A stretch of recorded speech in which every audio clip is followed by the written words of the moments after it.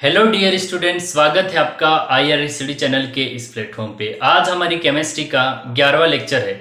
जो हमारा 10वां लेक्चर था उसमें हम एस ब्लॉक और पी ब्लॉक के जो एलिमेंट थे उनके बारे में पढ़ा था। उनकी एक सामान्य जानकारी पढ़ी थी हमने कि कौन कौन से तत्व हैं और कहाँ कहाँ से किस हिसाब से क्वेश्चन पूछेंगे। हम डी और एफ ब्लॉक के जो एलिमेंट है इनके साथ में पढ़ेंगे। आज हम डी और एफ ब्लॉक के एलिमेंट को नहीं पढ़ने वाले हैं। गुणधर्मों की जी आवर्तीता है, जो आपका मेन पॉइंट है जो सिलेबस में इंक्लूड किया हुआ है, उसको पढ़ेंगे। तो सबसे पहला आपका हो जाएगा परमाणु त्रिज्या। तो आइए अपने टॉपिक की ओर आगे बढ़ते हैं। हेडिंग लिखिए परमाणु त्रिज्या। परमाणु त्रिज्या क्या है, कितने प्रकार की होती है, कैसे बढ़ती है, कैसे घटती है, सारी चीजें देखते हैं। ठीक है, तो सबसे फर्स्ट है परमाणु त्रिज्या, एटॉमिक रेडियस या एटॉमिक रेडियस। इसको एटॉमिक रेडियस परमाणु त्रिज्या क्या हो जाएगा, ये आपकी हेडिंग है, वो है परमाणु त्रिज्या की। हेडिंग क्या है, परमाणु त्रिज्या की। पहले मैं परिभाषा लिख लेता हूं। नाभिक और अंतिम इलेक्ट्रॉन, देखो इस परिभाषा लिखने से पहले मैं इसको बना ही देता हूं ताकि ज्यादा अच्छा समझ में आ जाएगा आपको। ये कोई धनावेश गोला है, ये कोई परमाणु धन आवेशित गोला है, उसका ये बीच में नाभिक है, बीच में नाभिक है, और यहाँ पे अंतिम कक्षा में कौन उपस्थित है, इलेक्ट्रॉन। कौन उपस्थित है, इलेक्ट्रॉन। तो नाभिक और अंतिम कक्षक में उपस्थित इलेक्ट्रॉन के बीच की दूरी को क्या कहा जाता है, एटॉमिक रेडियस या फिर परमाणु त्रिज्या कहा जाता है। तो ये आपकी क्या हो जाती है, ये होती है परमाणु त्रिज्या। परमाणु त्रिज्या कहलाती है। तो इसकी पहले परिभाषा लिख लेता हूं। नाभिक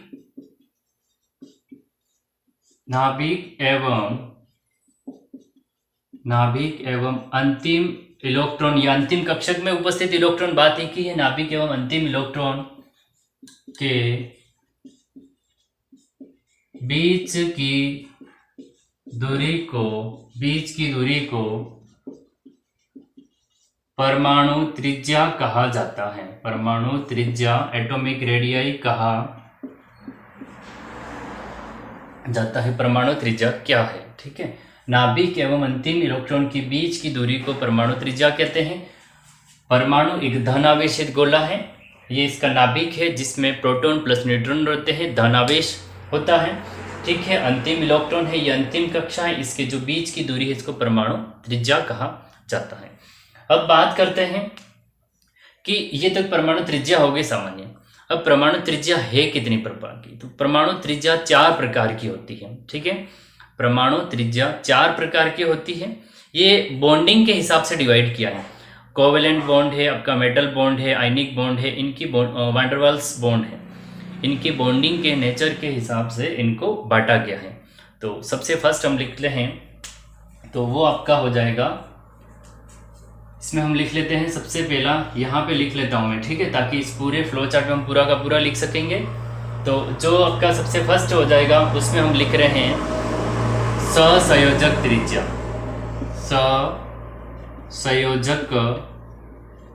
सहसंयोजक त्रिज्या क्या हो जाएगा, सहसंयोजक त्रिज्या या कोवेलेंट रेडियस, ठीक है। सहसंयोजक बंध से रिलेटेड है तो कोवेलेंट रेडियस या सहसंयोजक त्रिज्या कहा जाता है। इसमें ये लिख लिया। अब इसमें लिखेंगे हम, जब दो समान परमाणु हैं वो सहसंयोजक बंध के द्वारा बंधित होते हैं और उनके दोनों नाभिकों के बीच की जो दूरी होती है उसका आधा कर देते हैं, तो उनकी सहसंयोजक त्रिज्या आ जाती है। यहाँ मैं इसका डायग्राम बना रहा हूँ इस सहसंयोजक त्रिज्या का, ठीक है। आप देखें, जब दो समान परमाणुओं के, ये कोई एक परमाणु है और कोई ये एक परमाणु है, ठीक है, ये दोनों ओवरलैपिंग कर रहे हैं, ठीक है। ये दोनों क्या कर रहे हैं, ओवरलैपिंग। ये इसका नाभिक है और ये इसका नाभिक है, तो इसके नाभिक का आधा करने, मतलब ये दो समान परमाणु, ठीक है, ये है दो समान परमाणु, यानी ये आपका हो जाएगा ए परमाणु, ये आपका ए परमाणु और ये भी आपका ए परमाणु, ठीक है। ए परमाणु का नाभिक और ए परमाणु का नाभिक, ये दो समान परमाणु हैं, ए एंड ए, दो समान परमाणु। दो समान परमाणुओं के नाभिकों के बीच की जो दूरी है वो आपकी क्या हो जाएगी, नाभिकीय त्रिज्या। क्या हो जाएगी, नाभिकीय त्रिज्या। ये जो चीज है, एक तो ये और एक ये, तो ये इसका क्या कहलाता है, इस चीज को हम कह सकते हैं नाभिकीय, अरे सॉरी, ये इसकी परमाणु त्रिज्या, इसको हम त्रिज्या कह सकते हैं, परमाणु त्रिज्या। लेकिन बॉन्ड कौन सा है, कोवेलेंट बॉन्ड या सहसंयोजक बंध है। बंध कौन सा है, सहसंयोजक त्रिज्या। कहने का मतलब इसको ऐसे ही सीखते, 1 मिनट, इसको सहसंयोजक त्रिज्या, सहसंयोजक त्रिज्या। कौन सी त्रिज्या है, सहसंयोजक, और ये बॉन्ड है बंध, कौन सा, कोवेलेंट बॉन्ड, कोवेलेंट बॉन्ड है। अब इसकी परिभाषा पे आते हैं, परिभाषा किस हिसाब से लिख ले, देखो सहसंयोजक त्रिज्या, सहसंयोजक त्रिज्या की बात करें तो दो समान परमाणु, देखिए दो समान परमाणु सहसंयोजक यानी कोवेलेंट बॉन्ड, सहसंयोजक बंध द्वारा बंधित होने पर इसे लिख सकते हैं जब, या फिर दो समान परमाणु सहसंयोजक बंध द्वारा बंधित होने पर उन बंधित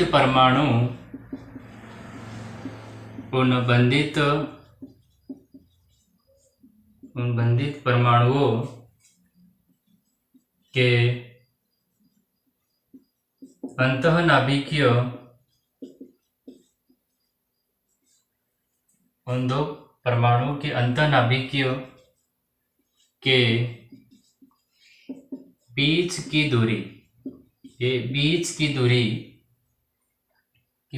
दूरी सहसंयोजक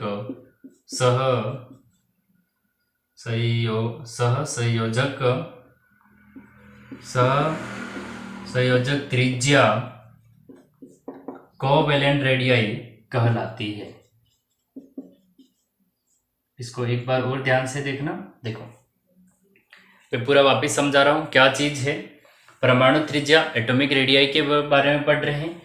कोई धनावेशित परमाणु है यानी गोला है, ठीक है, उस नाभिक के चारों ओर एक कक्षा है, नाभिक और अंतिम कक्षक में उपस्थित इलेक्ट्रॉन के बीच की दूरी को एटॉमिक रेडियाई या परमाणु त्रिज्या कहा जाता है, ठीक है। नाभिक और अंतिम इलेक्ट्रॉन के बीच की दूरी को परमाणु त्रिज्या एटॉमिक रेडियाई कहते हैं। देयर आर 4 टाइप्स, ये 4 प्रकार की होती है। पहली लिखी सहसंयोजक त्रिज्या, पहला मैंने लिखा है सहसंयोजक त्रिज्या। क्या हो जाएगा, सहसंयोजक त्रिज्या है दो समान परमाणु यानी ए और ए दो समान परमाणु हैं, बंध द्वारा, सहसंयोजक बंध है, कौन सा बंध है, तो सहसंयोजक बंध द्वारा बंधित होने पर उन बंधित परमाणुओं के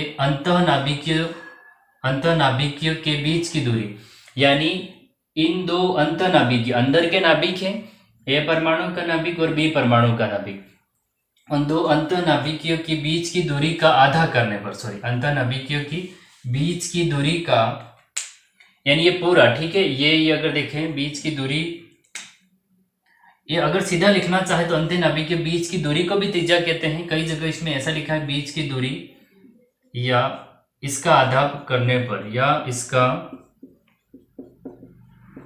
आधा करने पर, या इसका आधा करने पर हमें क्या प्राप्त होता है, सहसंयोजक त्रिज्या प्राप्त होती है, या इसका आधा बीच की दूरी या इसका आधा आपकी सहसंयोजक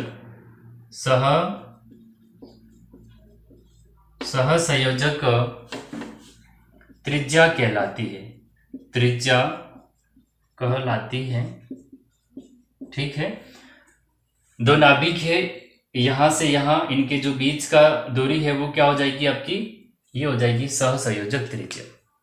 इसको आप उतार ले, ये होती है सहसंयोजक त्रिज्या, यानी बॉन्ड से रिलेटेड करके बना गया। अब इसी प्रकार मेटेलिक त्रिज्या होगी, लेकिन इसमें हमें याद रखना है दोनों परमाणु समान हैं और ओवरलैपिंग करते हैं, नोट करके लिख सकते हैं। अगर थोड़ा और डीप से पूछे दिए इस पॉइंट पे जा सकता है कि जो कोवेलेंट रेडियाई होती है उसमें एटम कैसे होते हैं, दोनों ही समान एटम होते हैं और ओवरलैपिंग करते हैं। तो नोट करके हम लिख सकते हैं, आप नोट करके इसके दोनों पॉइंट लिख सकते हैं। मैं दोनों पॉइंट बता रहा हूँ। पहला पॉइंट हो जाएगा दोनों परमाणु समान होंगे। दोनों परमाणु कैसे होंगे, समान। दोनों परमाणु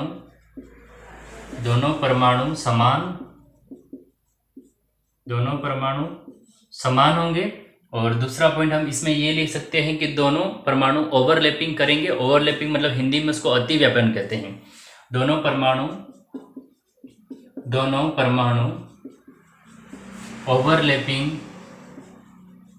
ओवरलैपिंग यानी अतिव्यापन ओवरलैपिंग करेंगे।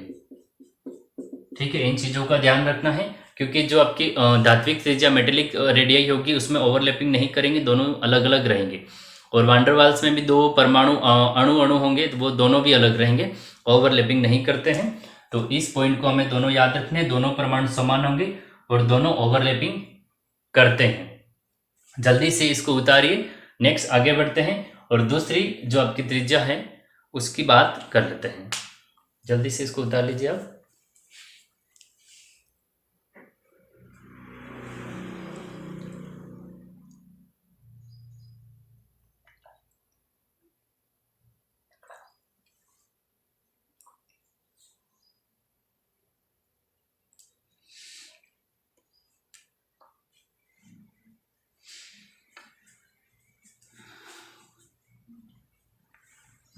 ठीक है, अब मैं इसको रब कर लेता हूँ, आपने उतार लिया हो तो। ठीक है, ये डायग्राम काफ़ी अच्छे से बना है। आप इस तरह से अपने ये बॉन्ड लिख लेना, ये सहसंयोजक बॉन्ड है और काफ़ी अच्छे से आपके नोट्स बन रहे हैं। ठीक है, सारे पॉइंट मैं इंक्लूड कर रहा हूँ।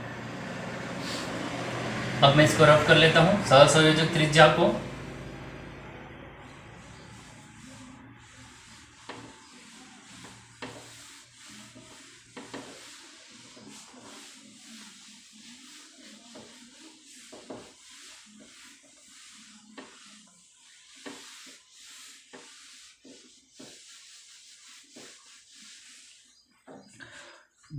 दूसरे नंबर की लिखे वो आपका हो जाएगा, जो दूसरा हो जाएगा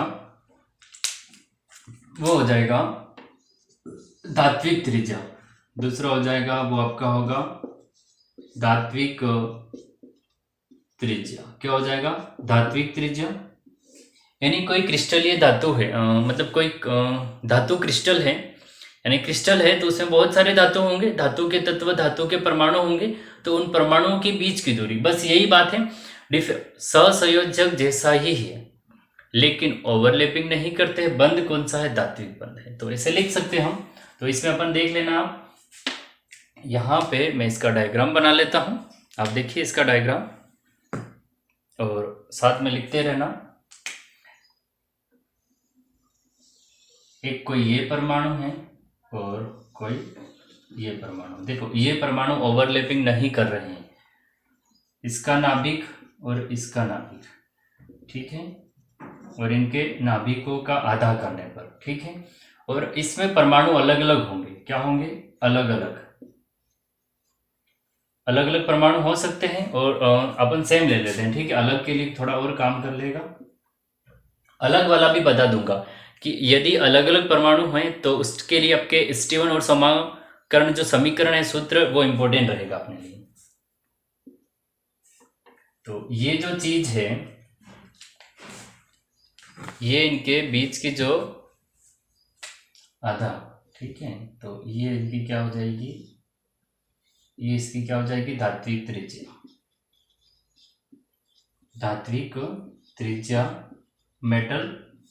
मेटेलिक रेडियाई या मेटल रेडियाई, मेटेलिक रेडियाई हो जाएगा आधा करने पर। आधा और आधा, यहाँ पे मैं आधा और आधा लिख लेता हूँ ताकि ये इसका आधा कर लिया हमने और इस चीज का भी आधा कर लिया। अब लिखें, अब इसकी परिभाषा लिख लेते हैं अपन। परिभाषा किस प्रकार है कि धात्विक त्रिज्या की जब किसी धात्विक धातु क्रिस्टल में जब किसी धातु क्रिस्टल में या फिर किसी धातु क्रिस्टल में उपस्थित दो धातु परमाणु के अंतः नाभिकीय दूरी का आधा करने पर धात्विक त्रिज्या प्राप्त होती है। धात्विक त्रिज्या प्राप्त होती है, या आधा करने पर धात्विक त्रिज्या, या आधा करते हैं तो धात्विक त्रिज्या कहलाती है। इसको भी हम लिख सकते हैं।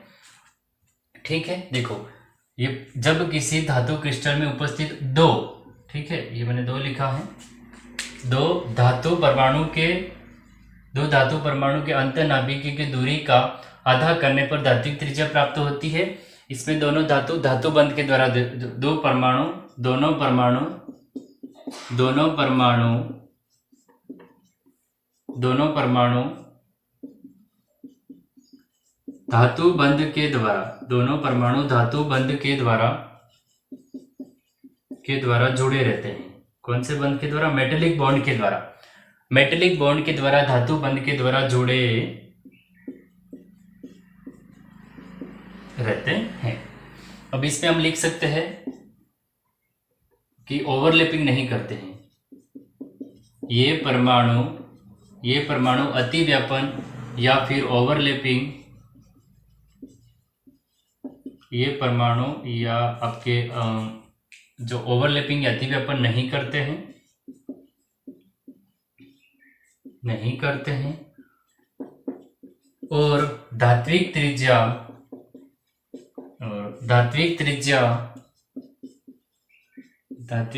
सहसंयोजक त्रिज्या, कोवेलेंट रेडियस सहसंयोजक त्रिज्या से बड़ी होती है।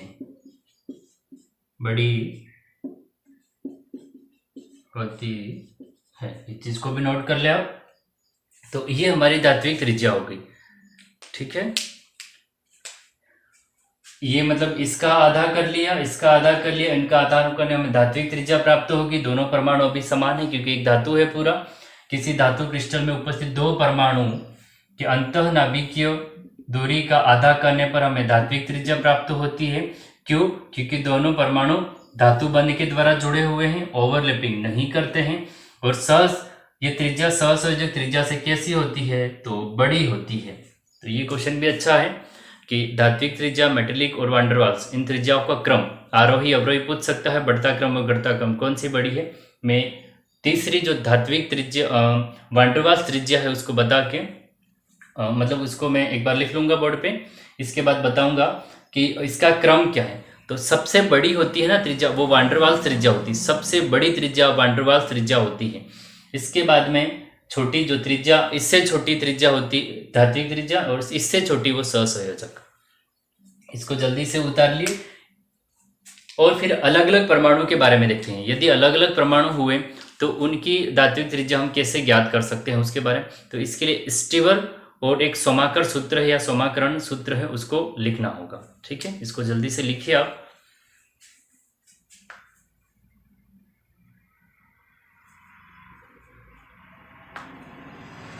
दोनों धातु बंध द्वारा जुड़े रहते हैं। इस चीज को जल्दी से उतार लीजिए आप। यह होगी आपकी धात्विक त्रिज्या।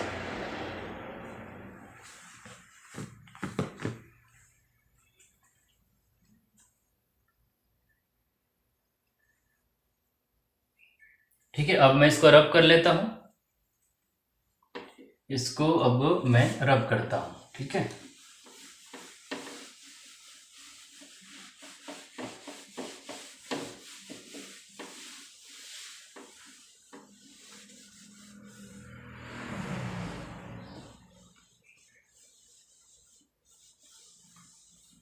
यहां देखिए ध्यान से। अब डिफरेंस कुछ नहीं है, अब लिख लेना अलग अलग परमाणुओं के लिए धात्विक त्रिज्या ज्ञात करना। आपकी मतलब क्या हो जाएगा, अलग अलग परमाणुओं के लिए अलग अलग परमाणु के लिए अलग अलग परमाणु के लिए त्रिज्या ज्ञात करना, त्रिज्या ज्ञात करना, अलग अलग परमाणु के लिए ज्ञात करना। तो ये ए परमाणु है तो ये बी परमाणु है, क्या हो जाएगा, ये ए परमाणु है तो ये बी परमाणु है। अगर अलग अलग परमाणु की त्रिज्या ज्ञात करेंगे तो इसके लिए स्टीवर एंड सोमाकर समीकरण है। अलग अलग, इसको मैं हेडिंग नहीं हो जा रही, या मैं पूरा लिख लेता हूं मैं। अलग अलग परमाणु के लिए त्रिज्या ज्ञात करने के लिए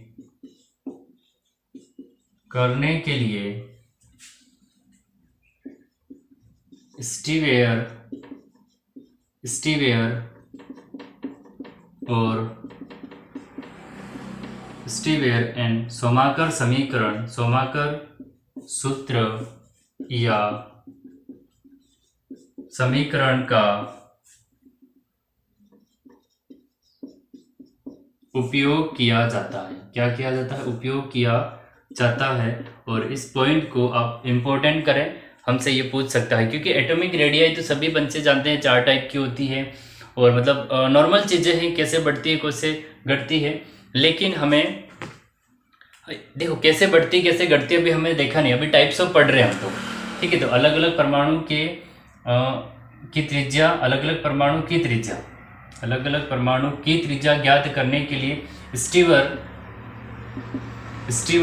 स्टीवेयर या स्टीवर, ठीक है, और सोमाकर सूत्र या समीकरण का उपयोग किया जाता है। ये पॉइंट अपने लिए मस्ट रहेगा। ये भी बना लेना, ए और बी अलग अलग परमाणु हैं, ठीक है। यहाँ लिख लेता हूँ मैं, दोनों ही परमाणु कैसे है, दोनों ही परमाणु आपके लिए अलग अलग रहेंगे। तो अलग अलग परमाणु, अलग अलग परमाणु है, तो अलग अलग परमाणु की त्रिज्या ज्ञात करने के लिए स्टीवेयर एंड सोमाकर सूत्र है। अब स्टीवेयर एंड सोमाकर सूत्र है क्या, तो ये आपका हो जाएगा DA minus DB, DA minus DB, और ये आपका हो जाएगा माइनस RA और RB, और माइनस 0.09, माइनस 0.09, और ये हो जाएगा आई थिंक XA और ये XB। ये स्टीवर एंड सोमाकर समीकरण है, इसको लिख लें।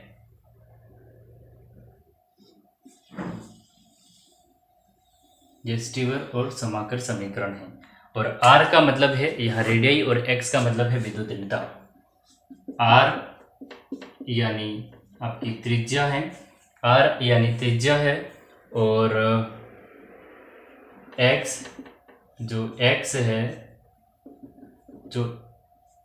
है वो है विद्युत ऋणता। X क्या है, विद्युत ऋणता, इलेक्ट्रोनेगेटिविटी।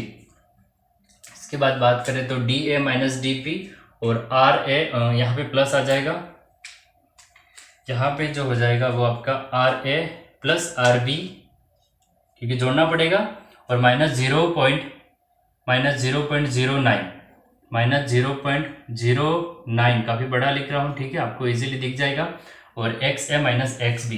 तो R त्रिज्या है ये वाली, और X है वो विद्युत ऋणता हो जाएगी। क्या हो जाएगी, विद्युत ऋणता। तो ये अलग अलग परमाणु की त्रिज्या ज्ञात करने का भी सूत्र लिख लिया, और इसको हमें इम्पोर्टेंट करना है। हमें एग्जाम में ये पूछा जा सकता है कि स्टीवेयर एंड सोमाकर और निम्न में से कौन सा सूत्र है या उसका यूज़ किया है। तो अलग अलग परमाणु की त्रिज्या ज्ञात करने के लिए इसका यूज़ किया जाता है, ठीक है। इसके बाद में हम बात करते हैं वैन डर वाल्स त्रिज्या की। इसकी बात करते हैं वैन डर वाल्स त्रिज्या की। वैन डर वाल्स त्रिज्या क्या है, इसको उतार लीजिए आप एक बार।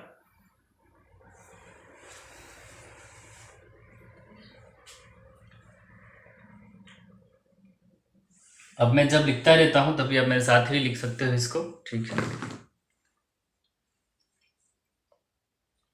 जो सबसे बड़ी त्रिज्या होती है ना वो वैन डर वाल्स त्रिज्या होती है। अब इसको रब कर लेते हैं, आपने उतार लिया होगा।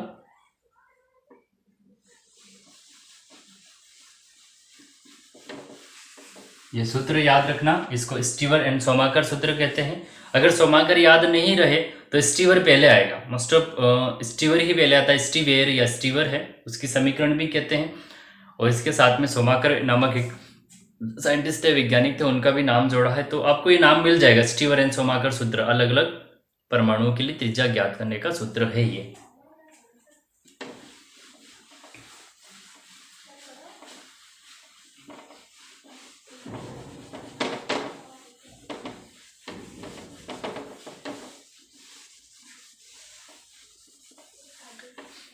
अब आते हैं तीसरे पॉइंट में, कि तीसरा पॉइंट है आपका वान डेर वाल्स त्रिज्या। वान डेर वाल्स त्रिज्या पढ़ने के बाद में हम पढ़ेंगे कैसे घटती है और कैसे बढ़ती है। तो थर्ड है वो है वान डेर वाल्स त्रिज्या। क्या हो जाएगा, ये हो जाएगा आपका वान डेर वाल्स त्रिज्या। अब वान डेर वाल्स जो आपकी रेडियाई है उसमें चीजें अलग अलग हो जाएगी। देखिए कैसे अलग अलग होगी, यानी इसमें हम परमाणुओं को बीच में ले लेंगे, और सॉरी इसमें अणु को ले लेंगे, 2 अणु होंगे। पहले इसका डायग्राम बना लेते हैं।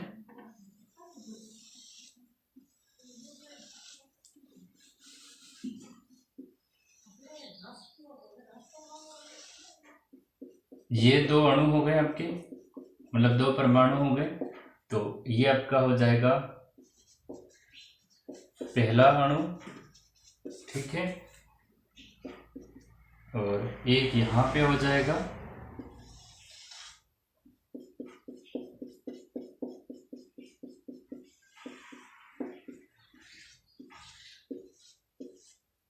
और इनके बीच की दूरी थी, ये हो जाएगा आपका दूसरा अणु।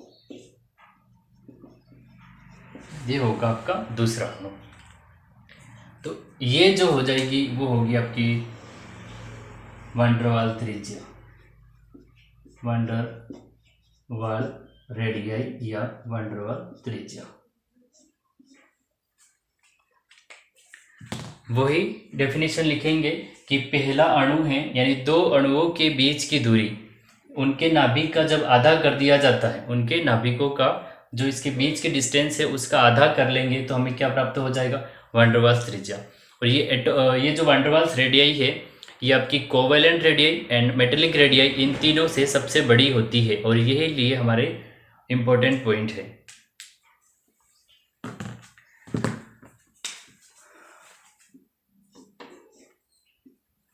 इसकी डेफिनेशन लिख लेते हैं। दो अणुओं के अंतःनाभिकीय, 2 अणुओं के अंत, या फिर ऐसे लिख सकते हैं कि जब मतलब वान डेर वाल्स बंध के द्वारा बंधित होते हैं, जब 2 अणु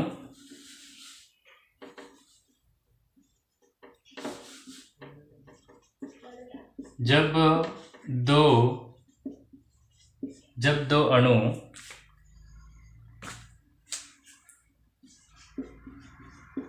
वान डेर वाल्स बंध द्वारा, जब 2 अणु वान डेर वाल्स बंध द्वारा, जब 2 अणु वान डेर वाल्स बल द्वारा बंधित होते हैं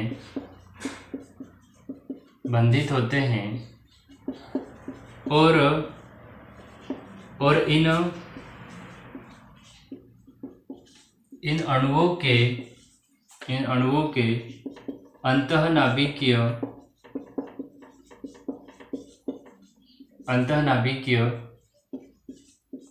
दूरी का आधा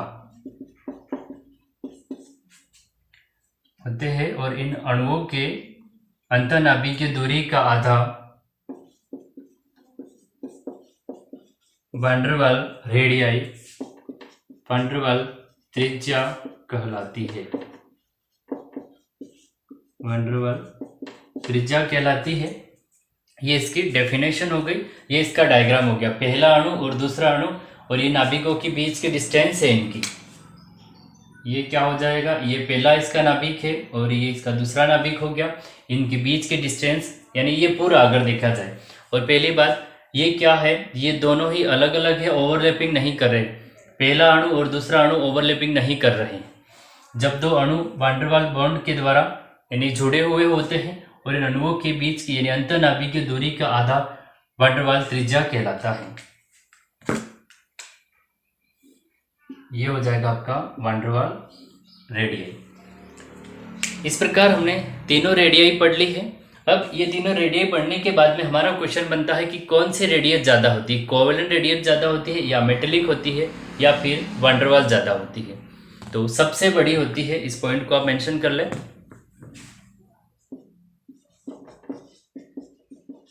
सबसे बड़ी त्रिज्या, सबसे बड़ी रेडियाई वैन डर वाल त्रिज्या होती है। वैन डर वाल त्रिज्या होती है, तो सबसे बड़ी त्रिज्या होती है वो वैन डर वाल्स त्रिज्या होती है। अब इसका जो क्रम लिख रहे हैं वो अपने लिए इंपॉर्टेंट रहेगा। इसका जो क्रम हो जाएगा, आर का मतलब यहां से रेडियस है, ठीक है, आर का मतलब यहां रेडियस है आर, तो इसका लिख रहा हूं मैं कोवेलेंट रेडियई। सी आर का मतलब हो जाएगा कोवेलेंट रेडियई या सहसंयोजक त्रिज्या। सी आर मतलब कोवेलेंट रेडियई, और इससे बड़ी होती है आर आपकी, वो हो जाती है एम आर। एम आर का मतलब होता है मेटेलिक त्रिज्या, मेटेलिक रेडियई, और इससे बड़ी होती है वो आपकी हो जाएगी आर, कौन सी हो जाएगी, वी आर, और वी आर का मतलब होता है वैन डर वाल्स रेडियई या वैन डर वाल्स त्रिज्या।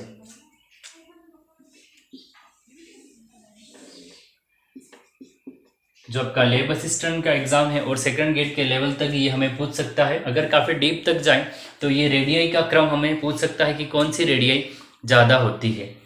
तो सी आर यानी कोवेलेंट रेडियई, उससे जो बड़ी होती है वो मेटेलिक रेडियई होती है, और इससे जो बड़ी होती है वो वी आर, यानी ये आपका हो जाएगा वैन डर वाल्स। अब इसका रीज़न क्या है, ये बड़ी क्यों होती है, क्योंकि जो आपका कोवेलेंट रेडियई है, कोवेलेंट रेडियई के बीच में ओवरलैपिंग होती है। दोनों ही जो अणु, दोनों ही परमाणु है वो ओवरलैपिंग कर लेते हैं, और ओवरलैपिंग की यानी अतिव्यापन, दोनों पास पास में आ जाते हैं, तो उनकी रेडियस है वो घट जाती है। इसके बाद में मेटेलिक में तो वो क्या थे, ओवरलैपिंग नहीं कर रहे थे, थोड़ा दूर दूर थे, थोड़ा दूर दूर थे, इसके कारण इसकी तुलना में थोड़ा ज़्यादा हो गई। और वैन डर वाल्स बॉन्ड है, अगर ये जो रेडियई है, अब दोनों ही अणु हैं और इनके नाभिक चार चार नाभिक हो गए, दो नाभिक इसके दो नाभिक, और नाभिकों नाभिकों के बीच में बहुत ज़्यादा प्रतिकर्षण बन गया, और प्रतिकर्षण बढ़ा तो ये चीज़ें थोड़ी थोड़ी क्या हो जाएगी, ज़्यादा दूर हो जाएगी, तो इसकी तुलना में ये सबसे ज़्यादा होती है, और ये हमारे लिए इम्पोर्टेंट है। अब जो चौथा आता है वो है आयनिक त्रिज्या। अब ये तीनों त्रिज्या पढ़ने के बाद अब हम देखते हैं कि आवर्त सारणी में किस हिसाब से बढ़ती है और किस हिसाब से ये घटती है। तो इतना उतार ले। अब देखते हैं कि आवर्त सारणी में परमाणु त्रिज्या का बढ़ना और घटना, इसको उतार ले जल्दी से आप। आपने इसको उतार लिया होगा, ठीक है, मैं इसको अब रब कर लेता हूँ, अपने इस चीज़ को उतार लिया होगा। अब हम देखते हैं कि आवर्त सारणी में, आवर्त सारणी में परमाणु त्रिज्या कैसे घटती है और कैसे बढ़ती है। मैं इसको रब कर लेता हूँ जल्दी से।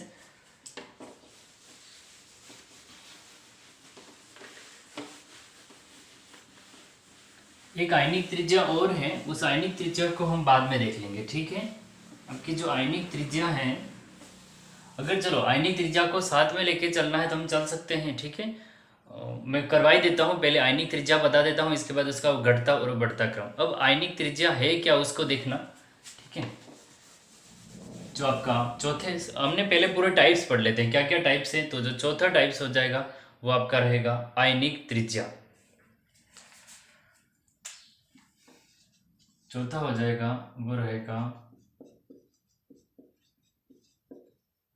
वन। चौथे टाइप को पढ़ाने से पहले हमें यही देखना पड़ेगा, क्योंकि चौथा टाइप है वो अगर मोस्ट ऑफ देखा जाए तो ये चौथा जो आयनिक त्रिज्या है बिल्कुल अलग है, इसलिए इसको बाद में लेके चलेंगे। हम देख लेते हैं कि आवर्त सारणी में कैसे बढ़ता है। तो अब देखें ये दो चीज़ें मैं बना रहा हूँ, इस हिसाब से आप बना लें। बाएं से दाएं जाना क्या हो जाएगा, ये बाएं से दाएं जाने पर, बाएं से दाएं जाने पर और ऊपर से नीचे जाने पर, एक तो ये स्थिति होगी और ये स्थिति होगी। अब क्या हो रहा है ये हम देखते हैं। देखो ये जनरली आपके क्या होता है कि बखनौफ, बोरॉन, कार्बन, नाइट्रोजन, ऑक्सीजन और फ्लोरीन की बात करते हैं अपन कि बोरॉन, कार्बन, नाइट्रोजन इस ओर बढ़ते हैं तो क्या होता है और इस ओर जाते हैं तो क्या होता है, वो हमें चीज़ें देखनी है।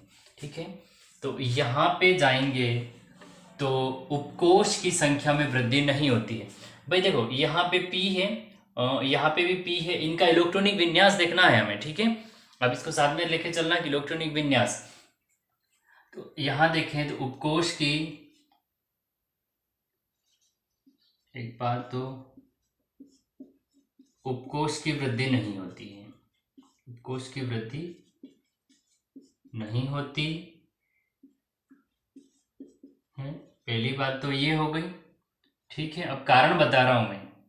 इसके बाद में उपकोष की वृद्धि नहीं होती, अब कैसे नहीं होती है, और इसके बाद प्रभावी नाभिकीय आवेश होता है। क्या होता है प्रभावी नाभिकीय आवेश? प्रभावी नाभिकीय आवेश ज्यादा है, प्रभावी नाभिकीय आवेश ज्यादा है, यानी इसमें कह सकते हैं हम उपकोष की वृद्धि नहीं होती है, प्रभावी नाभिकीय आवेश ज्यादा। तो परमाणु का हैं परमाणु आकार, परमाणु आकार या परमाणु त्रिज्या, परमाणु त्रिज्या घटेगी। क्या हो जाएगा, इसको लिख लेता हूं, घटेगी, यानी कमी होगी। तो इसको हम ऐसे लिख सकते हैं। ठीक है, यानी प्रभावी नाभिकीय आवेश बढ़ेगा तो परमाणु त्रिज्या घटेगी, नाभिकीय आवेश बढ़ेगा तो परमाणु त्रिज्या घटेगी। ये हम इसकी बात कर रहे हैं। ठीक है, अब इसकी बात कर लेते हैं। अब कैसे हो रहा है वो मैं बता दूंगा आपको, एक बार आप मेरे साथ में लिखते रहिए। इसके बाद उपकोषों की संख्या में वृद्धि, यहां पे लिख सकते हैं उपकोषों की संख्या में वृद्धि, उपकोषों की संख्या में वृद्धि। तो दूसरा अपन लिख सकते हैं परमाणु आकार, परमाणु आकार या त्रिज्या, त्रिज्या में वृद्धि, उपकोषों की संख्या में वृद्धि तो परमाणु त्रिज्या या आकार में भी वृद्धि। तो इसको ऐसे बता सकते हैं, ये भी बढ़ेगा तो ये भी बढ़ेगा। अब देखना परमाणु जो त्रिज्या होती है वो किन किन बातों पे निर्भर करती है। एक तो परमाणु का आकार पे निर्भर करती है, सिंपल सा, अगर परमाणु का आकार छोटा है तो परमाणु की त्रिज्या छोटी होगी, और परमाणु का आकार बड़ा है तो परमाणु की त्रिज्या बड़ी होगी। एक तो ये बात होगी। इसके बाद करते हैं, यहां लिख लेता हूं मैं पॉइंट। अब परिरक्षण, इसको प्रभावी नाभिकीय आवेश को समझा देता हूं। अब इसको समझना कि प्रभावी नाभिकीय आवेश है क्या। ठीक है, अब यहां देखना, ये इलेक्ट्रॉन उपस्थित है इनकी कक्षाओं में, इस तरह से समझ ले इसको। ठीक है, अपन इसको देखते हैं, ध्यान से देखना कि बोरॉन, कार्बन, नाइट्रोजन, ऑक्सीजन और फ्लोरीन, यहाँ पे अगर देखें उपकोष की संख्या में कोई वृद्धि नहीं, इसका अंतिम इलेक्ट्रॉन तो किस में जाता है। जैसे बोरॉन का देखें अपन तो 1s2, 2s2 और 2p1 यानी 5 हो गए, और 9 का देखेंगे तो ये 2s1 और मतलब 2s2 सॉरी 1s2 और 2s2 और 2p5 यानी ये 9 हो गए और ये 5, यानी अभी भी p उपकोष ही है, p उपकोषी, उपकोषों की वृद्धि नहीं हो रही है। पहली बात तो ये लिख ली। ठीक है, पहला पॉइंट मैंने समझा दिया आपको कि p ऑर्बिटल ही आ रहा है अंतिम में। प्रभावी नाभिकीय आवेश, अब उपकोषों की तो वृद्धि नहीं हो रही है, लेकिन मैंने आपको बताया था ये क्या होता है, ये +3, ये +4, ये +5, ये +6, ये +7 तक जाते हैं। तो अब उसके नाभिक में कहने का मतलब यहाँ 3 इलेक्ट्रॉन की कमी, 4 इलेक्ट्रॉन की कमी, 5 इलेक्ट्रॉन की कमी, 6 इलेक्ट्रॉन की कमी, 7 इलेक्ट्रॉन। प्लस का मतलब ये लिखा है मैंने। कहने का मतलब अब धीरे धीरे इस साइड जाएंगे तो जो नाभिक की आवेश होगा उसको बहुत ज्यादा पावरफुल हो जाएगा। प्रोटॉन चार्ज, प्रभावी नाभिक की आवेश का मतलब जो प्रोटॉन है पॉजिटिव चार्ज रखता है, ठीक है। तो पॉजिटिव चार्ज इसका पावर कैसा होगा, बहुत ज्यादा। तो ये क्या करेगा, ये जो बाहरी कक्षक में है इलेक्ट्रॉन, इनको अंदर की ओर खींचेगा। इन बाहरी कक्षक में अंदर की ओर जब खींचेगा तो ये आकार क्या होगा, सिकुड़ जाएगा। आकार क्या होगा, ये आकार सिकुड़ेगा, अंदर की ओर आएगा। अब देखना, जब ये आकार सिकुड़ेगा ये अंदर की ओर जा रहा है। क्या जा रहा है, अंदर की ओर। इसमें लिख सकता हूं मैं, प्रभावी नाभिक की आवेश, प्रभावी नाभिकीय आवेश, प्रभावी नाभिकीय आवेश के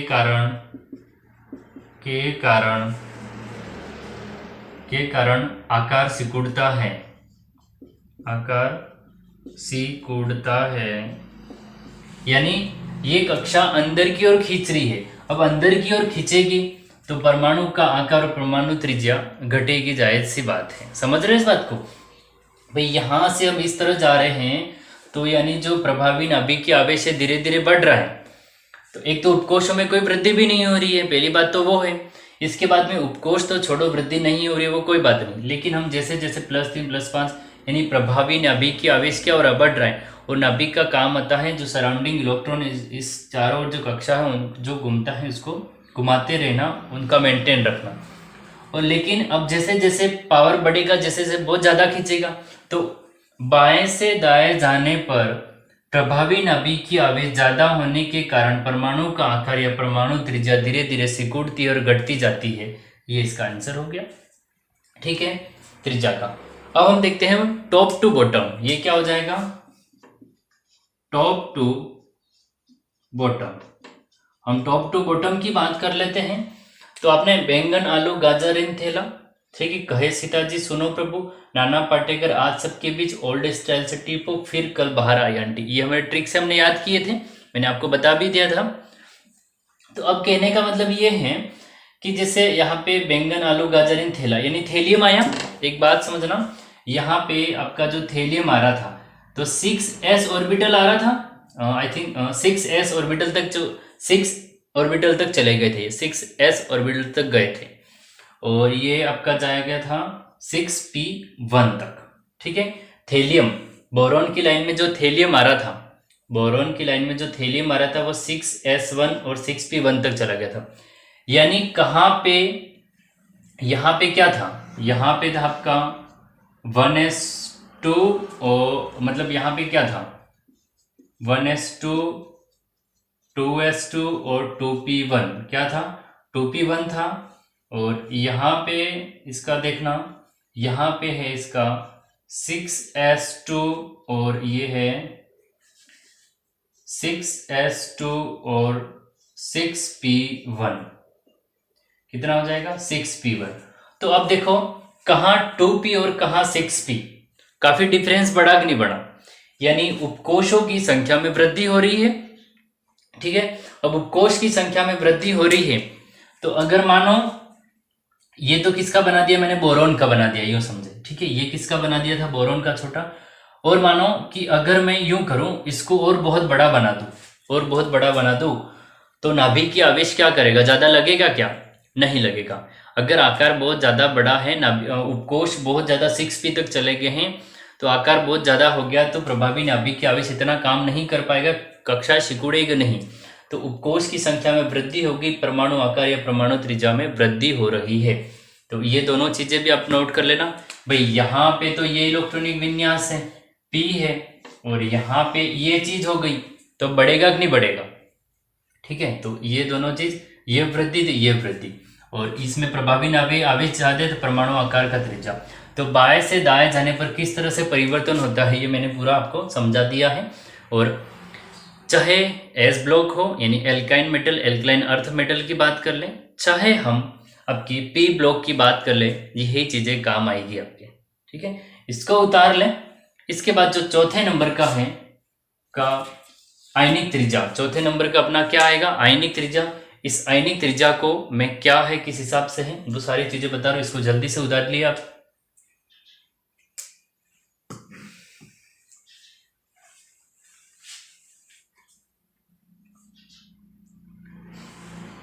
ये बस समझाया है मैंने, ठीक है, कि प्रभावी नाभिक के आवेश के कारण ये आकार सिकुड़ रहा है, ये अंदर की ओर जा रहे हैं, इस तरह से। ऐसे कई डायग्राम के आप जब भी चीजें पढ़ो ना तो डायग्राम बनाते रहो, और डायग्राम से हम क्या चीजें जल्दी सीख जाते हैं, किस तरह से डायग्राम बनाए, हाँ ऐसे ऐसे है, और थ्योरी लिखने की भी जरूरत नहीं पड़ती। अगर इसकी थ्योरी लिखने बैठूं तो 2 पेज लिखवा दूं मैं इसके पूरे, कि इस तरह से होता है, पूरी थ्योरी नहीं, इस आधे पेज में सब कुछ बातें अपने से मट गई हैं। ये डायग्राम बहुत सारी बातें बता देता है। ये इलेक्ट्रॉनिक विन्यास, ये इलेक्ट्रॉनिक विन्यास, कितनी सारी लाइनें हमने बचाई हैं, यानी अगर इसको एक एक लाइन लिखें, जिस तरह से छोटे बच्चों को सारा सिखाते इस तरह से लिखेंगे, 1-2 पेज भरते हम लिखने बैठे, अभी तो एक एक लाइन बोल बोल के लिखवा दो, लेकिन ये आधा पेज भर गया। आधे पेज में सारी मतलब परमाणु त्रिज्या को ही समझ लिया, पूरी आवर्त सारणी के लिए हमने इसको।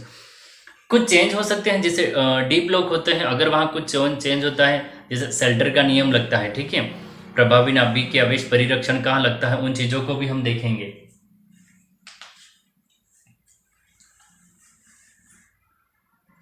ठीक है, अब इसको रब करते हैं अपन और चलते हैं आगे, आयनिक त्रिज्या के बारे में पढ़ते हैं कि आयनिक त्रिज्या है क्या।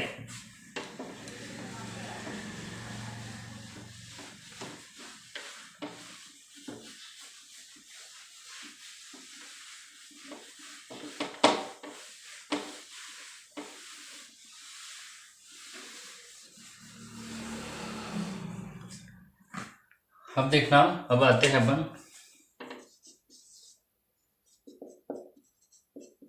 आयनिक त्रिज्या पे। आयनिक त्रिज्या, अब इस आयनिक त्रिज्या की बात कर लेते हैं। अब आयनिक त्रिज्या सबको पता, आयन 2 प्रकार के होते हैं, positive ion and negative ion, यानी आयनिक त्रिज्या 2 प्रकार की होती है, धन आयन और ऋण आयन। तो अपन बात कर लेते हैं, 2 टाइप की होती है, 2 प्रकार की होती है।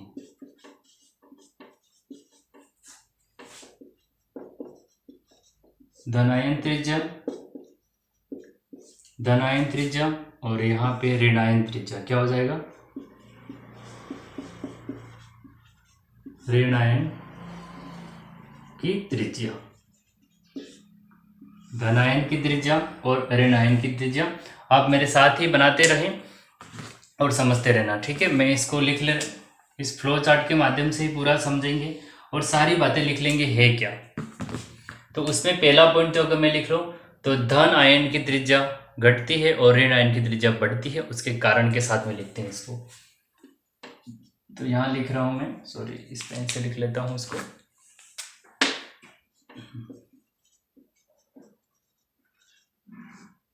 धन आयन की त्रिज्या घटती है और ऋण आयन की त्रिज्या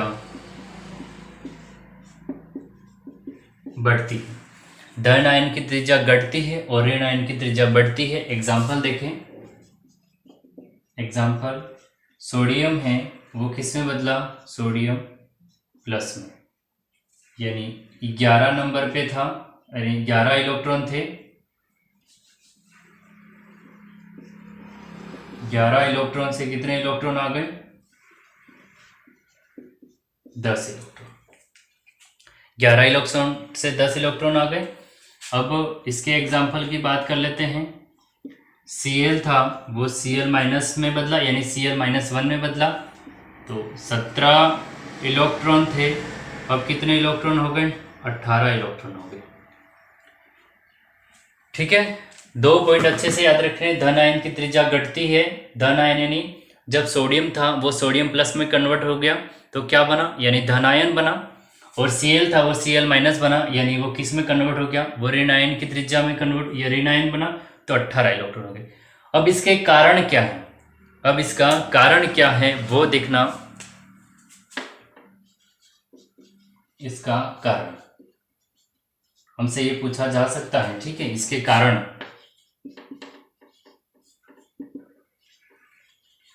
यानी धन आयन की त्रिज्या घटती और ऋण आयन की त्रिज्या बढ़ती है, इसके क्या कारण है। अब इसके कारण देखना ध्यान से कि मैं यहाँ पहला कारण बता देता हूं कि उनकी उपकोषों की संख्या क्या है, और इलेक्ट्रॉन इलेक्ट्रॉन प्रतिकर्षण क्या है, और इलेक्ट्रॉन और जो प्रोटॉन के बीच में खिंचाव है, आकर्षण है, वो किस तरह से काम कर रहा है। वो 2-3 इसके कारण है, मुख्य रूप से 2 कारण हैं। पहले देखें तो अगर मैं इसकी बात कर लेता हूं अपन कि देखो कारण पहला लिख रहा हूं मैं, ठीक है। पहला कारण Na जब 11 था और जब Na क्या बना, प्लस बना, यानी 10 इलेक्ट्रॉन बने। तो इसकी बात करें तो इसमें कितने इलेक्ट्रॉन थे, यहां देखना इसमें कितने इलेक्ट्रॉन थे। तो ये इलेक्ट्रॉन आपके थे, एक तो 2, फिर 8 और 1। पर इसी तरह इलेक्ट्रॉन आते हैं ना जो k Lmn ऑर्बिटल होते हैं, तो इसमें ऑर्बिट होते हैं, यानी तो 1s2। अगर इसकी बात करूं, यहां मैं इसको समझा रहा हूं, ठीक है, शॉर्ट में लिखा है। अगर यूं देखूं तो 1s2 और ये 2s2 और 2p, ये 1 हो जाएगा, ये 10 हो गए, मतलब 2p6, सॉरी 2p6, ये 10 हो गए, और 3s1 क्या हो गया, 3s1 हो गया आपका। तो इसमें देखना तो ये कितने हो गए आपके, तो ये 2 और अलग हो गए, ये हो गए और ये हो गया। अब समझ में आया आपको कि 2 8 1 कहां से आया, 2 8 1 कहां से आया। अब देखना तो अब इसमें क्या काम करेगा भाई, इसमें आपका रहेगा, इसमें रह जाएगा 2 और 8, एक तो है ही नहीं भाई, 3s1 तो आएगा नहीं, तो इसका क्या हो जाएगा 2s और 2p6। तो अब ये 8 हो गए, तो यहां पूरा एक उपकोष ही गायब हो गया। तो उपकोष जब वृद्धि करेगा तो परमाणु त्रिज्या और परमाणु आकार बढ़ेगा, ठीक है। जब उपकोष में वृद्धि हो रही थी, अभी हमने पढ़ा, नीचे आते तो उपकोष की वृद्धि होती है। तो यहां देखो 3s1 था 1 इलेक्ट्रॉन के लिए, यहाँ 1 इलेक्ट्रॉन गायब हो गया तो पूरा उपकोष ही गायब हो गया, यानी 3s ही गायब। जब उपकोष ही गायब होगा तो परमाणु आकार तो छोटा होना ही है, तो परमाणु त्रिज्या तो छोटी हो ही जाएगी। तो यहाँ हम लिख सकते हैं कि जो उपकोष है आपका, जो उपकोष की संख्या, तो इस पहले कारण में लिख सकते हैं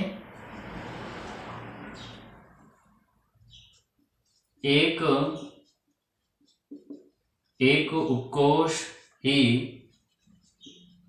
लुप्त हो जाता है, एक उपकोष ही लुप्त हो जाता है, ये इसका पहला कारण हो गया, ठीक है। अब देखना, अब इसके अंदर दूसरा कारण भी मैं बता देता हूं, दूसरा कारण क्या काम करता है। अब दूसरा कारण ये काम करता है कि यहां लिखता हूं मैं इसका दूसरा रीजन, ठीक है। दूसरा रीजन ये है कि 11 तो इलेक्ट्रॉन है और 11 प्रोटॉन है, 11 इलेक्ट्रॉन है और 11 प्रोटॉन है, तो खिंचाव कैसा होगा, खिंचाव बराबर होगा भाई। यहां समझा रहा हूं इस पॉइंट को, देखना, ठीक है। माना कि इस नाभिक में 11 प्रोटॉन थे भाई, कितने 11 प्रोटॉन, और सोडियम है, ठीक है। तो यहाँ पे इसके 11 इलेक्ट्रॉन भी है। 11 प्रोटॉन का काम क्या है, 11 इलेक्ट्रॉन को मेंटेन रखना, खींच के बंधित रखना, ताकि बाहर दौड़ के भाग नहीं जाए। तो इन 11 प्रोटॉन का पावर कितना है, 11 इलेक्ट्रॉन को खींचने का, यानी, और ये इसको खींचेगा तो ये भी इतने भी मतलब कमजोर नहीं कि बिल्कुल इसकी कंट्रोल में आ जाते, कंट्रोल में नहीं आ सकते, इनका भी अपकेंद्रीय और अभिकेंद्रीय बल लगता है इलेक्ट्रॉनों का, तो ये भी बिल्कुल अंदर नहीं आते, नहीं बाहर आते, मेंटेन बना के रखते हैं। यानी कहने का मतलब दोनों का पावर बराबर है, प्रतिकर्षण आकर्षण दोनों इलेक्ट्रॉन प्रोटॉन की बराबर है, अर्थात 11 प्रोटॉन 11 इलेक्ट्रॉन को खींचते हैं, तो इनका जो प्रतिकर्षण आकर्षण है वो बराबर रहेगा। तो इसको लिख सकते हैं कि 11 इलेक्ट्रॉन को, शॉर्ट में लिख रहा हूं मैं, ठीक है, 11 आपको ये पूरा चीजें समझा दी मैंने कि 11 प्रोटॉन हैं उसके नाभिक में, 11 इलेक्ट्रॉन को खींचेंगे तो इनका आकर्षण कैसा है, बराबर रहेगा, यानी खींच के रखेगा वो, ठीक है। अब इसके बाद में, और प्रतिकर्षण भी बराबर है, लेकिन अब देखना चेंज कहाँ हो रहा है, ठीक है। 11 इलेक्ट्रॉन को 11 प्रोटॉन, एक मिनट पूरा लिख लेता हूं मैं, सोडियम में 11 इलेक्ट्रॉन को 11 प्रोटॉन खींचते हैं तो दोनों का पावर क्या है, बराबर रहेगा, ठीक है। दोनों का, इसको मैं थोड़ा ऊपर लिख लेता हूं,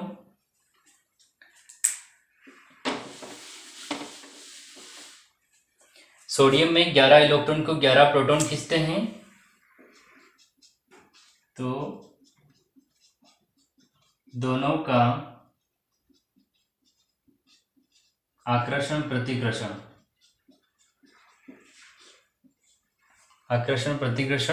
बराबर रहेगा,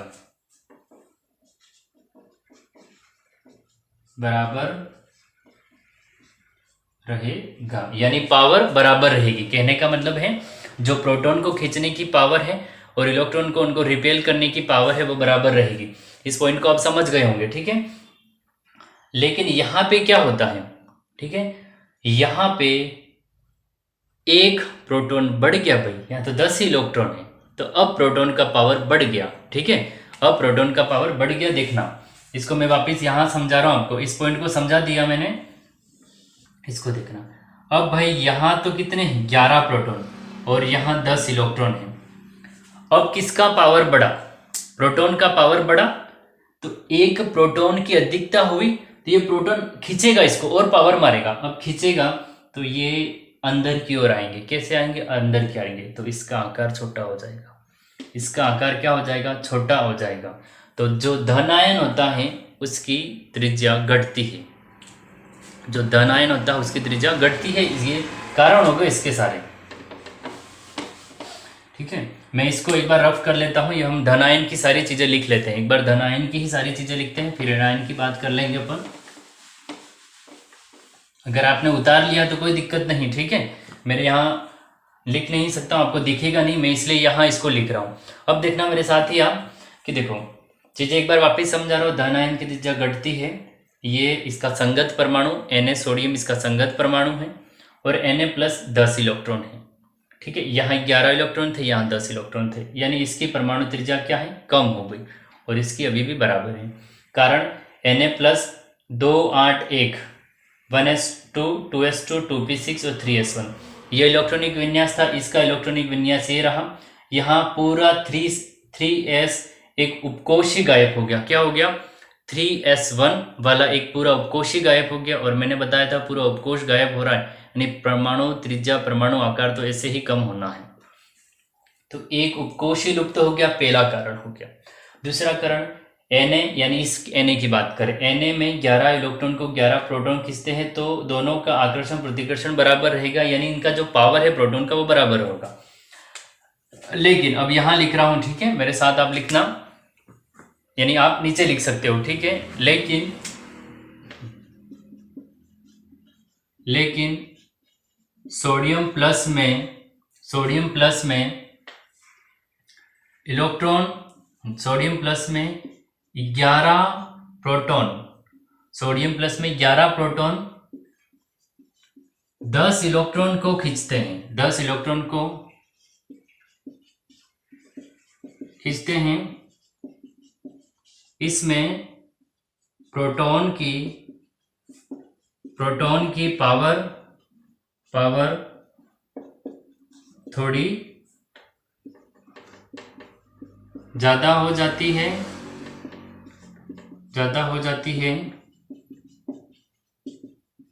इसलिए ये उपकोश, ये कक्षक अंदर की ओर, ये कक्षक या उपकोश, कक्षक अंदर की ओर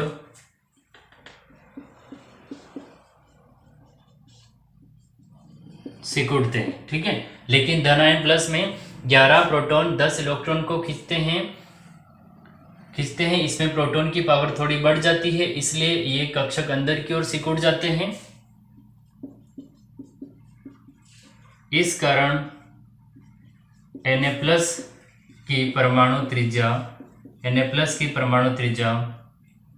क्या हो जाएगी, घटेगी। इसलिए Na प्लस की परमाणु त्रिज्या घटेगी।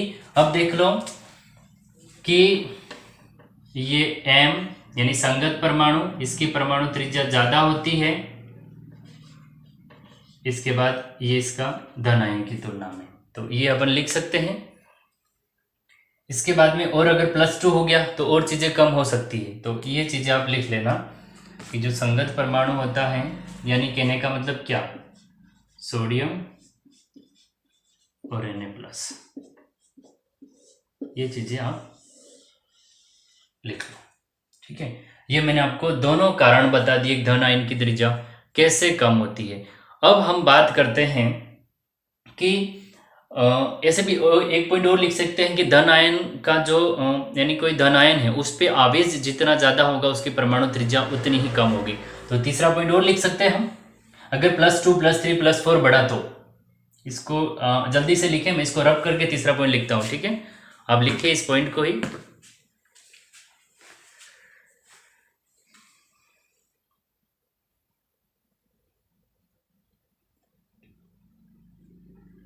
ये तीनों पॉइंट दोनों पॉइंट लिख लेना, तीसरा पॉइंट मैं और लिखवाता हूँ, ठीक है।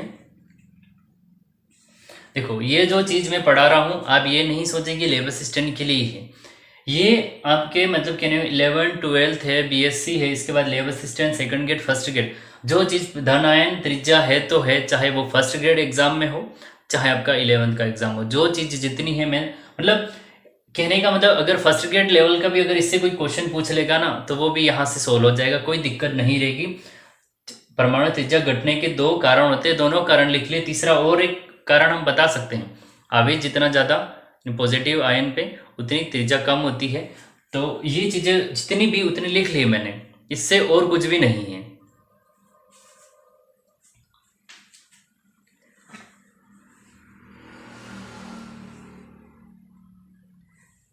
अब आपने लिख लिया होगा, मैं इसको रब कर लेता हूँ, ठीक है। इसको रब करता हूँ मैं, और यहाँ अपन बात कर लेते हैं, खोल देना इसको। यहाँ देखें तीसरा कारण हम ये लिख सकते हैं कि धन आयन पर आवेश जितना ज्यादा होगा, धन आयन पर आवेश जितना ज्यादा होगा,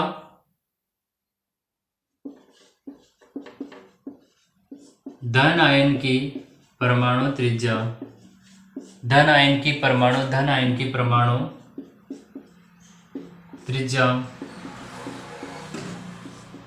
उतनी ही कम होगी। धन आयन की परमाणु त्रिज्या उतनी ही कम होगी। एक दो एग्जांपल लिखवा लेता हूं मैं आपको, इसमें आप लिख सकते हैं, जैसे Fe+2 और Fe+3 लिख सकते हैं हम, और एक एल्यूमिनियम है, ठीक है, एल्यूमिनियम+2 लिख सकते हैं, और एक एल्यूमिनियम+3 लिख सकते हैं, ठीक है। दोनों चीज़ें लिखवा दी मैंने आपको, ये दोनों एग्जांपल नोट कर लें आप, और ये एग्जांपल इंपॉर्टेंट हो सकते हैं अपने लिए कि धन आवेश को भी धन आयन है, इस पे आवेश जितना ज़्यादा होगा धन आयन की परमाणु त्रिज्या उतनी ही कम होगी। भाई इन दोनों की तुलना करें तो इसमें प्रभावी नाभिक की आवेश भी ज़्यादा है, यानी प्रोटॉन ज़्यादा होंगे, यानी कि अगर इसको एक्सप्लेन करूँ मैं तो इस हिसाब से कर सकते हैं। यहाँ देखिए आप, इसमें 26 प्रोटॉन हैं और इलेक्ट्रॉन कितने हैं, 2 कम हो गए, यानी 24 इलेक्ट्रॉन हैं। तो 26 इलेक्ट्रॉन और 26 प्रोटॉन 24 इलेक्ट्रॉन को खींचेंगे, ठीक है। अब इसकी बात करूं मैं तो 26 प्रोटॉन आपके 23 इलेक्ट्रॉन को खींचेंगे, तो यहाँ इलेक्ट्रॉन की संख्या कम है, तो यानी पावर इसका ज़्यादा हो गया या इलेक्ट्रॉन की थोड़ी संख्या इसकी तुलना में एक इलेक्ट्रॉन ज़्यादा है, तो इस हिसाब से यही बात सब में है। ठीक है,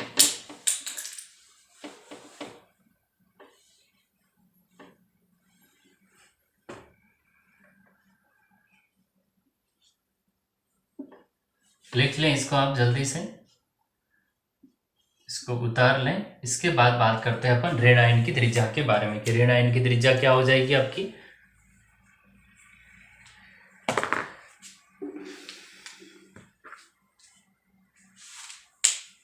ये तीसरा पॉइंट उतारिए आप, मैं यहां इसको रब कर लेता हूं।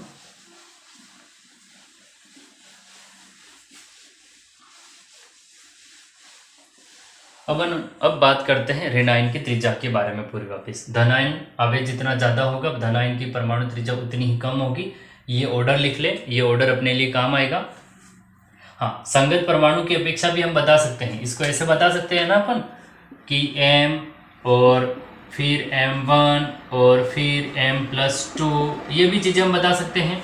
m का मतलब मेटल है, m का मतलब मेटल है। ठीक है, m का मतलब क्या है, मेटल है। यहाँ इसके बाद मैं लिखता हूँ ऋण आयन की त्रिज्या नंबर 2 है, वो हो जाएगा ऋण आयन की त्रिज्या। नंबर 2 क्या है, नंबर 2 है वो है आपकी ऋण आयन की त्रिज्या।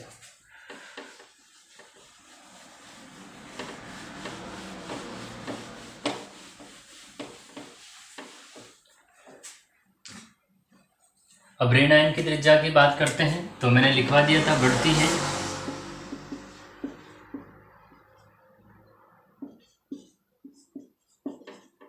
ऋण आयन की त्रिज्या बढ़ेगी, इसे लिख लेते हैं बढ़ेगी, पहली बात तो ठीक है, वो मैंने लिखवा दिया था आपको पॉइंट। ऋण आयन की त्रिज्या बढ़ती है, एग्जाम्पल था Cl था, वो Cl माइनस में कन्वर्ट हो रहा था, यानी यहाँ 17 था, यहाँ 18 इलेक्ट्रॉन हो रहे थे। अब इसमें देखना उपकोषों की संख्या तो वो ही रहती है, इसमें उपकोष की संख्या वो ही रहती है, उपकोष नहीं बढ़ते हैं। ठीक है, अब इसका इलेक्ट्रॉनिक विन्यास भर के अपन देख सकते हैं, उपकोष वही रहते हैं, उपकोषों की संख्या में वृद्धि नहीं होती है, लेकिन यहाँ पे जो पावर है वो इलेक्ट्रॉनों का है। तो यहाँ देखना, इसमें हम लिख सकते हैं, इसमें एक ही रीजन काम करेगा, कारण। इसका जो कारण है वो ये हो जाएगा आपका कि Cl में 17 इलेक्ट्रॉन को 17 प्रोटॉन खींचते हैं, 17 इलेक्ट्रॉन को 17 प्रोटॉन खींचते हैं,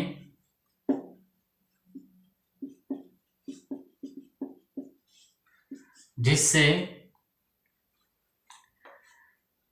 जो आपका प्रतिकर्षण होगा, प्रतिकर्षण यानी इलेक्ट्रॉन प्रतिकर्षण, ठीक है, जिससे इलेक्ट्रॉन प्रतिकर्षण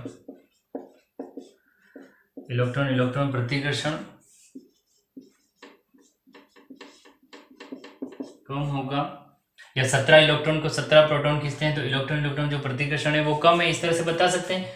तो इलेक्ट्रॉन प्रतिकर्षण कम हो रहा है, 17 इलेक्ट्रॉन है, लेकिन यहां पे देख लेना, लेकिन Cl माइनस में 18 इलेक्ट्रॉन है। कितने हैं, 18 इलेक्ट्रॉन हो जाते हैं, और 18 इलेक्ट्रॉन होने की वजह से 17 प्रोटॉन इसको खींचते हैं, तो प्रोटॉन की पावर तो थोड़ी कम है। यहाँ पे ये भी बता सकते हैं कि प्रोटॉन की पावर थोड़ी कम तो है, 18 इलेक्ट्रॉन हो जाने से इलेक्ट्रॉन प्रतिकर्षण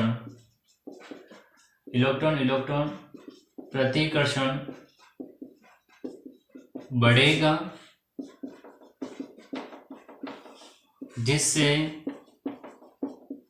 जिससे परमाणु का आकार बढ़ता है। क्या होगा, परमाणु का आकार बढ़ेगा, और आकार बढ़ेगा तो परमाणु त्रिज्या भी बढ़ेगी। ये पॉइंट हो गया हमारा कारण। एक बार और समझा देता हूँ। उपकोष जब आप इलेक्ट्रॉनिक विन्यास भर को देखोगे कुछ डिफरेंस नहीं आएगा, ठीक है, कुछ भी डिफरेंस नहीं आएगा। 3D वाला चल जाएगा आपके, मतलब 3p वाला चल जाएगा। Cl में 17 इलेक्ट्रॉन है और यहाँ पे 18 इलेक्ट्रॉन है। ये इलेक्ट्रॉन ही काम करेंगे भाई। जब इलेक्ट्रॉन रिपल्शन कम है, यानी 17 पावर के हिसाब से देखें, दो कारण है, तो प्रोटॉन को खींचने वाला और इलेक्ट्रॉन रिपल्शन या प्रतिकर्षण। तो यहाँ जो ज़्यादा इंपॉर्टेंट कारण है वो 18 इलेक्ट्रॉन। जब 18 इलेक्ट्रॉन के बीच में प्रतिकर्षण हो रहा है तो वो क्या करेंगे, यानी जब नाभिक की ओर आगे बढ़ते हैं फिर उसमें इलेक्ट्रॉन के बीच में भी प्रतिकर्षण हो रहा है तो प्रतिकर्षण बढ़ जाएगा। जब प्रतिकर्षण ज़्यादा पावरफुल होगा तो वो आकार क्या होगा, यानी बाहर की ओर धक्का मारेंगे। प्रतिकर्षण हुआ तो बाहर की ओर धक्का मारेंगे तो आकार बढ़ेगा, और आकार बढ़ेगा तो इनकी परमाणु त्रिज्या भी बढ़ेगी। क्या होगा, परमाणु त्रिज्या भी बढ़ेगी, या ऋण आयन की त्रिज्या बढ़ेगी। ये इसका कारण हो गया। एक और लिख सकता हूं मैं दूसरा यहाँ, ठीक है, यहाँ लिख लेता हूं कि ऋण आयन पर आवेश जितना ज़्यादा होगा परमाणु त्रिज्या उतनी बढ़ेगी। ठीक है,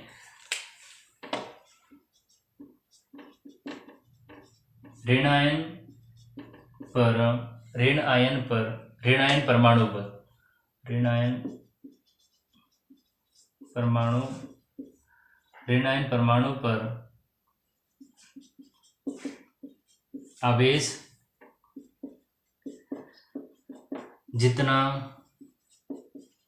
पर आवेश जितना ज्यादा होगा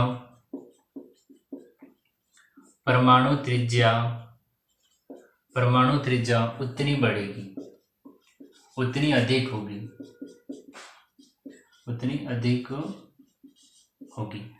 ऋण आयन परमाणु पर आवेश जितना ज्यादा होगा परमाणु त्रिज्या उतनी बढ़ेगी। यहां देख लें, इसका एग्जाम्पल लिखता हूं मैं, ठीक है। एग्जाम्पल देखना, एग्जाम्पल हो जाएगा एक तो Cl माइनस और Cl-2, Cl-2, और इसको हम ऐसे लिख सकते हैं M, फिर M-1 और फिर M-2, ये चीजें लिख सकते हैं। अब इनकी त्रिज्या को हम ऐसे लिख सकते हैं, ठीक है, ये आप लिख लें। देखो, ऋण आयन परमाणु पर आवेश जितना ज्यादा होगा, यानी इस पे कोई चार्ज नहीं है, जितना ज्यादा, यानी -1 है या माइनस है, परमाणु जितना उतना अधिक होगा, यानी ये -2 हो गई, यानी ये आकार।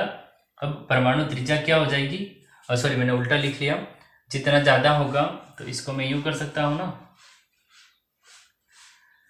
1 मिनट, ठीक है,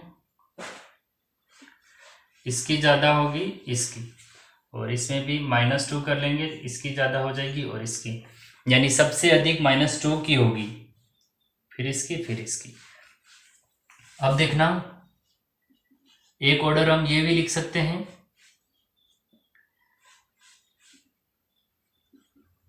ये पॉजिटिव है, ये संगत परमाणु है आपका, और ये आपका नेगेटिव है। तो सबसे अधिक परमाणु किसकी होती है, ऋण आयन की, फिर संगत परमाणु की, फिर पॉजिटिव की। तो ये जो ऑर्डर है, ये जो मैंने क्रम लिखे हैं, ये हमारे लिए इम्पोर्टेंट है और ये भी हमारे लिए बहुत ज़्यादा महत्वपूर्ण है।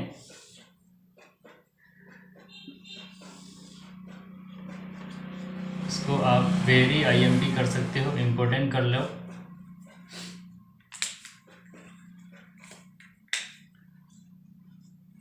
ठीक है, इसको उतार लिए।